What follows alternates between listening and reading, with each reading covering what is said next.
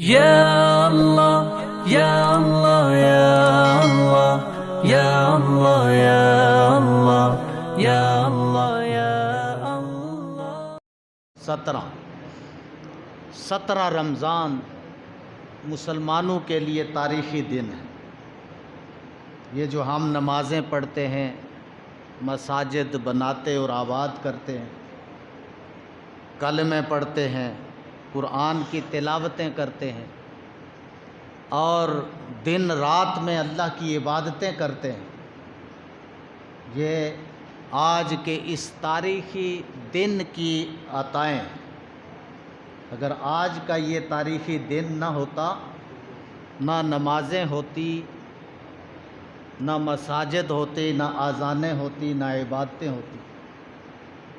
اس واسطے کہ بدر کے میدان میں 17 رمضان المبارک کو تاریخ کے اندر ایک نیا باب رقم ہوا۔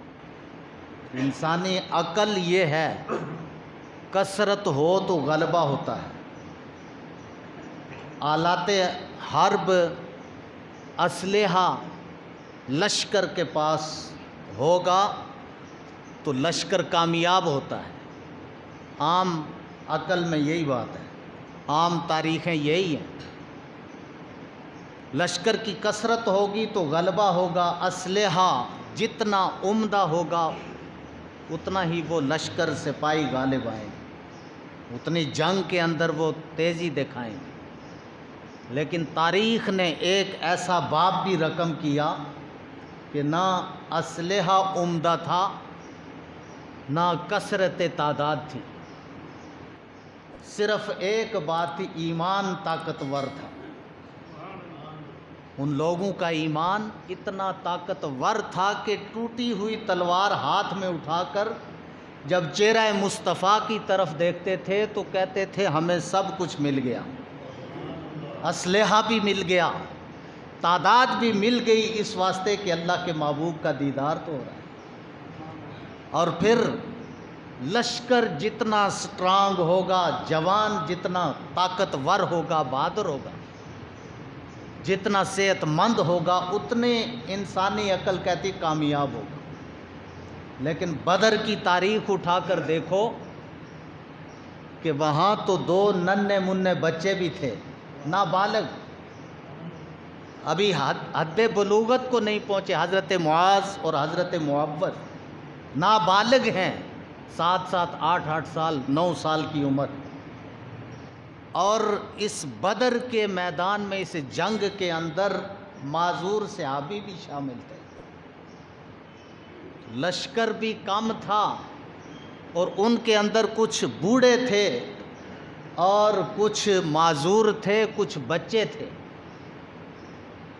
یہ سب کچھ ہونے کے باوجود اسلحہ کا یہ عالم تھا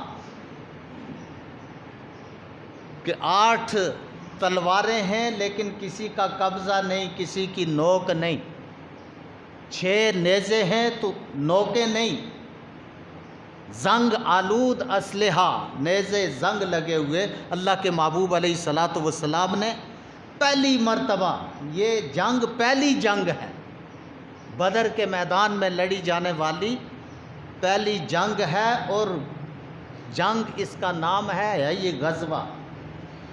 غزوہ اس جنگ کو کہتے ہیں جس کے اندر اللہ کے رسول بنفس نفیس شامل ہوں، وہ غزوہ ہوتا ہے۔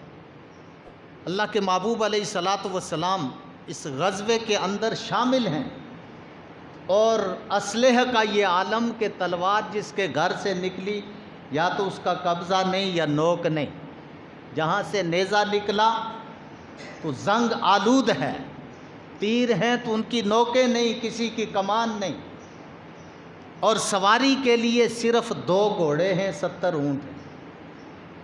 یہ لشکر ہے جس نے کائنات کی تاریخ کو بدل کر بتایا کہ نہ کثرت پر کسی کا گھمنڈ ہو، نہ تعداد پر، نہ اسلحہ پر۔